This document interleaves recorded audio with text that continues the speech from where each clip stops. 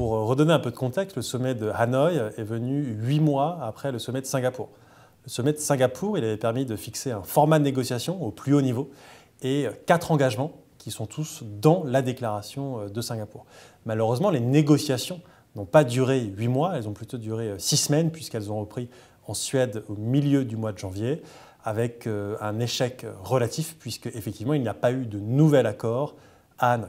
Ce qui est cependant important de rappeler, c'est que les deux parties restent engagées à poursuivre les négociations. Kim Jong-un s'est engagé à continuer le moratoire sur les essais nucléaires et balistiques et le président américain s'est engagé à reconfigurer les exercices militaires entre les États-Unis et la Corée du Sud. Donc on est dans une dynamique positive.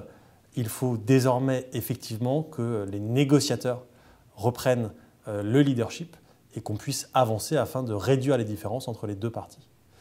Ce qui a été très important dans les derniers jours, c'est l'annonce par le président sud-coréen lors d'un Conseil national de sécurité exceptionnel.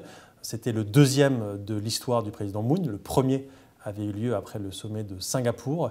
La Corée du Sud s'est engagée à jouer le rôle de médiateur et de facilitateur entre les États-Unis et la Corée du Nord. L'idée étant qu'il faut conserver à tout prix la dynamique actuelle entre Pyongyang et Washington. Ont été évoqués certains pays tiers, comme potentiellement la Suède, la Finlande. En tout cas, ce qui est extrêmement important, c'est qu'on continue au niveau diplomatique, mais aussi au niveau 1.5, qu'on appelle donc un niveau qui inclut les chercheurs, d'arriver à réduire ces différences et à poursuivre le dialogue et bien évidemment les négociations.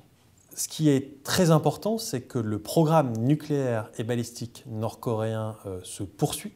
Il n'y a pas de gel des programmes en Corée du Nord, il y a simplement un moratoire sur les tests. C'était d'ailleurs un des enjeux de Hanoï, savoir si un des complexes d'enrichissement, le complexe de Yongbyon, pourrait être non seulement visité par des inspecteurs américains et internationaux, mais aussi à terme démantelé. Ce n'est pas encore le cas et c'est pour cela qu'il est extrêmement important de poursuivre les négociations puisque la menace, en quelque sorte, à travers les capacités nord-coréennes, continue de s'accroître. Ce qu'il faut donc espérer, c'est que le processus diplomatique permette à court terme de limiter les capacités nord-coréennes et puis à plus long terme de démanteler ces capacités afin d'obtenir ce qui est le vœu de la communauté internationale, ce qui est inscrit dans les résolutions du Conseil de sécurité, c'est-à-dire le démantèlement complet, vérifiable et irréversible des capacités nucléaires de la Corée du Nord.